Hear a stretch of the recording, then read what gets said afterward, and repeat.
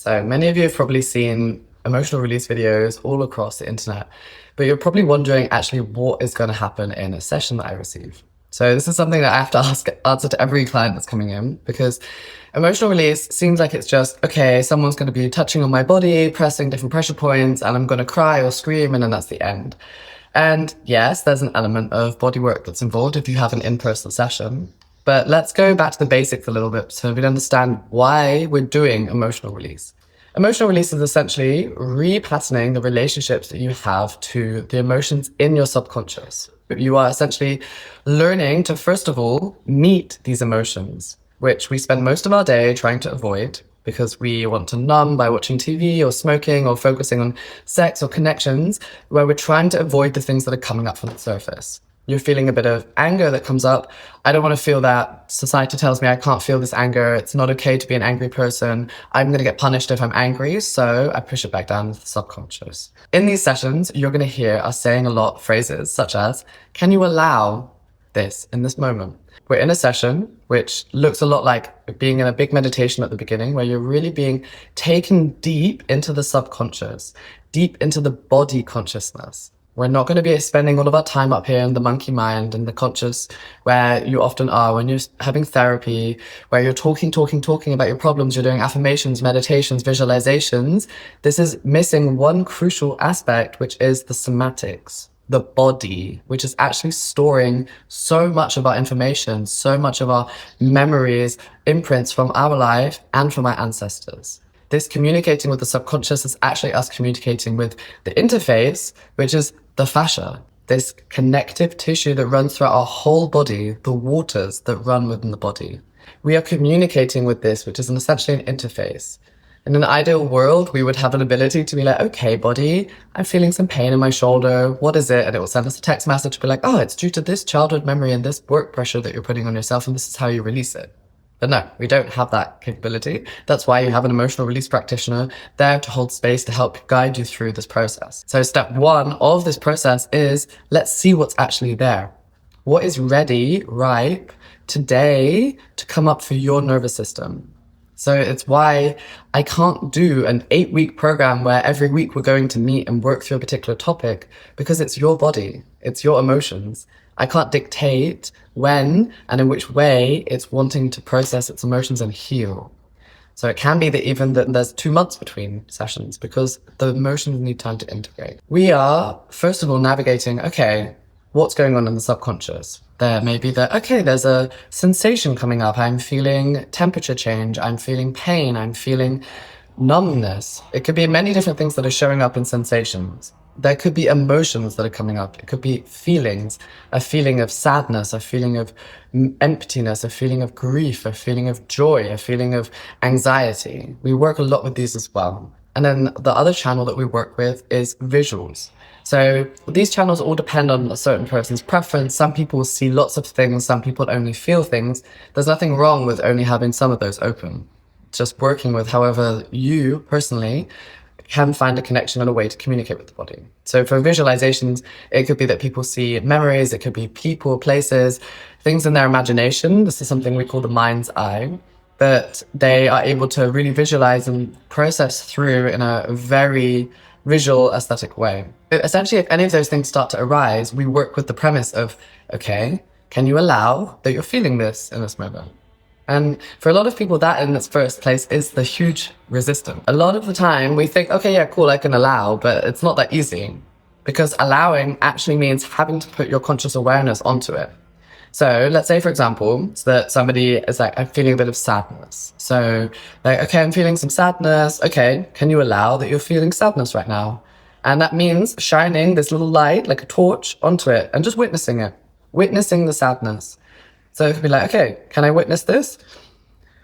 Actually, that's a little bit uncomfortable. You can already feel like this resistance in the body. Like, I don't want to look at this. Like, you can just like, no. Is that okay? Can you allow you feel some resistance? And let's try to find a middle ground with this, okay? Yeah, okay, I think I can allow that I'm having resistance to this sadness. Cool, just stay with that. Sit with that resistance. And this is a process that we'll work through in many sessions if there's blockages or resistance coming up to feeling something, because more than 50% of the process is actually seeing, witnessing that there's something there. Like, okay, yes, there is some sadness here, because that is so often the moment when we would rather look away, push it back down into the subconscious. I'd rather look at my phone, I'd rather scroll, I'd rather eat some food than look at this emotion that's trying to tell me something. But this is hugely revolutionary because we are not doing this in everyday life. Like, I shouldn't have to have this job. We should be taught in school how to meet and feel our emotions and be given the space to safely express them. But unfortunately, that's not happening at the moment. So that's why there's so many people coming, because emotional problems, with psychological problems, with physical problems going on, because we're ignoring what our emotions are trying to tell us. And then these so often manifest in the body, in symptoms, in pain, diseases that's going on. Naturally, if you are also having a session which is in person, then there's going to be parts of bodywork involved. So we work with different kinds of touch in neo-emotional release, all above the clothes, all fully clothed, nothing internal, nothing regarding sexual organs, anything like this. We are essentially working with touches of resourcing touch. So this gentle, nurturing touch that is almost how a parent would be giving to their child, something that we're all missing so much and craving so much in our day-to-day lives. And then oftentimes there's activating touch. Now, just know that we're never aiming for 10 out of 10 of activation. If you look back to classic bodywork from like the 70s and 80s, where people are just pushing as hard as possible and letting emotion and intensity of an energy express. But no, that's not what we're doing here, because that method and that way of working is not attuned to your nervous system. We're not here to force a release. We're not here to force you to feel any feelings. Everything works in your own process and in your own flow. So if we feel that activating touch is appropriate, we're aiming more for like a 7, an 8 out of 10, and never fully prolonged. It could be that we're using with our hands. It could be sometimes in the elbow or with our fingers. What we're essentially doing is that when there is a resistance and there's a protector showing up in the body that's like, nope, I don't want to feel this sadness, because if I have to feel this sadness, it's going to hurt, it's going to be uncomfortable, and I'm going to have to look at stuff that I've been pushing down for a long, long time, and I don't want to feel that. So no, you can feel that also in tension in the body. For example, I often have still tension in my shoulders at points, and I know that there's a protector here that's trying to prevent me from feeling particular emotions. When we use activating touch, we often combine this with deep breaths, with seeing, with sounding to see what wants to come up. And just know that you always have consent to say, stop. We're not here to assault you, in particular in emotional and anger release exercises. It is not my intention to cause more harm than when you entered my room. So please know you can always say stop. You can always say no. Consent is a flexible concept, and it can always change, even if at the beginning of the session you said that it was something that you agreed to. So please always take that into consideration. The touch is something that we just really invite you to try to find your limit. Like, we're not trying to overstep your limit loads. We want you to essentially see, how can we work with this protector that's showing up? So that's something that's really effective when we're having in-person sessions. Naturally, if you're having an online session, then the method is still really effective, because we are working, as I mentioned, with the interface of the fascia in the body.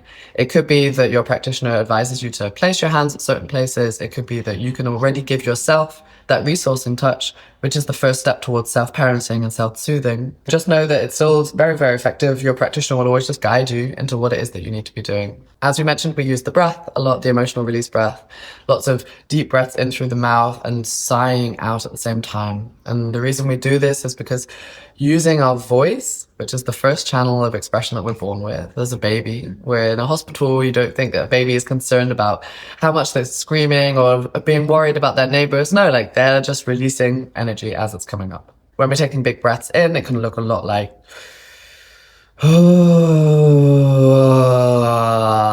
really letting yourself use your voice. And again, your practitioner will guide you on how to use this in sessions. Just know that there's really no way that you can do this session right. I know that people come in and they're like, okay, like, but I didn't scream today, or I didn't cry. Like, did I do something wrong? Like, are you mad at me for not having done the session right? And it's like, no, like, there's nothing that you can do wrong here. If you show up and you're open and curious to see what's moving through you, what is ready to come up. Some sessions, it may be that something is just about ripe, but not fully. Maybe it just needed to be witnessed today, and that's enough. There's no way that your practitioner is going to be disappointed in you if you don't have an intense session. Some of the most profound sessions I've had have been completely silent, completely gentle. Someone who's in complete burnout who just needed to rest for 45 minutes. Just take that into consideration that there's nothing, literally nothing that you can do that would not be right for you in that moment. And that really brings us also to this concept around like, okay, everything has to be a release, that everything has to be yelling, shouting, crying, intensity, like all the videos you've seen on the Instagrams and all the big releases going on. Like, no.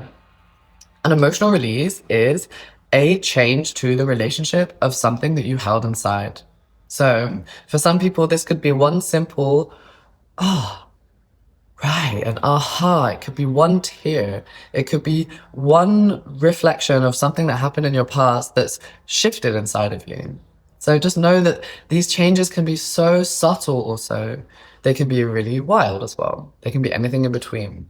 And it may actually take a couple of days after your session to really notice lots of these little realizations that you had. So for your aftercare, after your session, please be gentle on yourself. There's such a cliche amongst healing sessions, like please drink a lot of water, maybe take a shower, clean the energy of yourself. Yes, you all know how to do that. What I've found is the most effective for my clients is three things. Remembering that the session, even though it may feel like they did a lot of work, is not actually the work itself. It's just opening this doorway to the subconscious. So being super mindful for especially the 3 days afterwards of your dreams, of thoughts coming through, of realizations coming through, and sometimes even recurring situations happening of the topic you worked on in your session suddenly coming up to the surface. So maybe that you worked on anger and then suddenly all people who are coming towards you are like triggering that topic because it's like, okay, like, did you really process through it? Are you really learning your lessons from it? So just being very aware that you are a very open vessel for the coming days. Waking up in the morning and maybe writing down what you dreamt, or just taking more moments away from your phone, more moments of stillness to actually have space to reflect. So easy to just leave the session and go straight back into the busyness of public transport, into your life, into your phone and your business and work or whatever it is, and not ever taking space to actually integrate, because the integration is so important. And that brings me to the second point, is actually writing. So free writing, yes, you could call this journaling, but it's a bit different than just, dear diary, today I had a session with Ashley and this happened, this happened, this happened. Much better is to really get into this practice of free flow consciousness writing. So it doesn't have to make sense even, just giving yourself like 3 or 4 pages to just free flow what's coming through. And you'll find that even though lots of it may not make sense, there'll be certain areas you're like, oh, actually my consciousness is still trying to reflect and share with me what happened in that session. So remember that as well. And lastly is the topic of embodiment. So what do I mean by that? It's essentially dancing. Like our body, our fascia, as I've mentioned, has ways of also expressing through movement. And this doesn't mean you have to go and learn TikTok dances. No, it's more about put some music on, close your eyes, like let's remove this barrier we have about how we look, and let yourself connect first to your breath, connect to your body, be like, how does my body want to move right now? And if you want to connect back to the session you had, then that's also perfect to see, is there anything else that's still unsaid? And it may be that, oh, like for some reason my shoulder just wants to move for 5 minutes. Cool, like something is expressing there. If it's just like you want to be in a flowy motion, if you want to be in a more aggressive motion, like just see what your body wants to do. There's no right or wrong way to do this, but these are really crucial ways that you can also integrate your session afterwards. I hope that answered all your questions about what to prepare for a session, how it's going to go. And if you have any questions, you can always reach out to myself or any of the practitioners we have at Neo Emotional Release, and we'll see you.